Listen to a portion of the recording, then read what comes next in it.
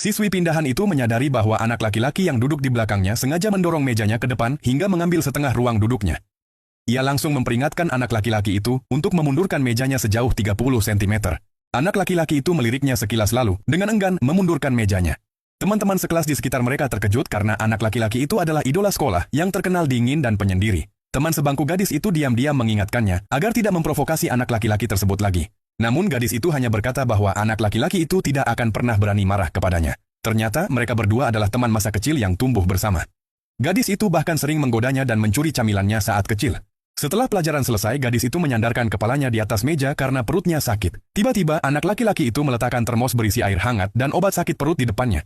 Teman-teman sekelas mereka langsung mulai berbisik dan menebak-nebak hubungan keduanya. Namun gadis itu mengaku tidak mengenal anak laki-laki tersebut karena justru dialah penyebab sakit perutnya.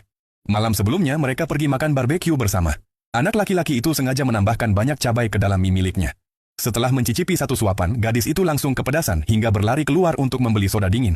Ia ingin memarahi anak laki-laki itu, tetapi saat kembali anak itu sudah menghilang. Karena itu, gadis tersebut memutuskan untuk mendiamkannya. Sepulang sekolah, seorang teman sekelas laki-laki meminta informasi kontak gadis itu. Gadis tersebut hampir saja menyetujuinya ketika anak laki-laki tadi tiba-tiba muncul dan menghentikannya. Tepat saat mereka hampir berdebat, ayah gadis itu datang menjemput. Anak laki-laki itu segera menggenggam tangan gadis tersebut dan pulang bersama keluarganya.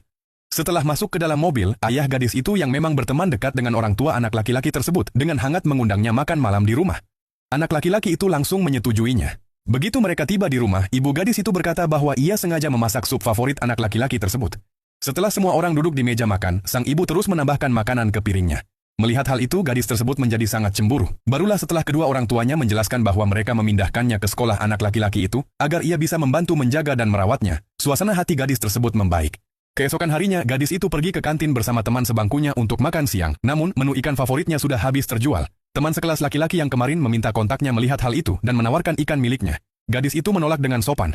Saat itulah teman anak laki-laki tersebut mengajak mereka makan di meja yang sama. Gadis itu pun duduk berhadapan dengan mereka. Anak laki-laki itu memberi isyarat dengan matanya kepada sang teman. Temannya langsung mengerti dan bertanya mengapa ia membeli ikan iris padahal jelas-jelas tidak menyukainya. Anak laki-laki itu berdalih bahwa ia hanya ingin mencobanya, tetapi ternyata rasanya tidak enak.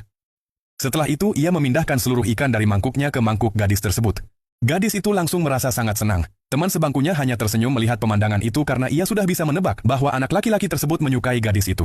Sepulang sekolah pada hari yang sama, beberapa siswa mengadakan pemungutan suara untuk memilih gadis tercantik di kelas. Tanpa diduga, gadis itu dan salah satu pengagum anak laki-laki tersebut memperoleh jumlah suara yang sama.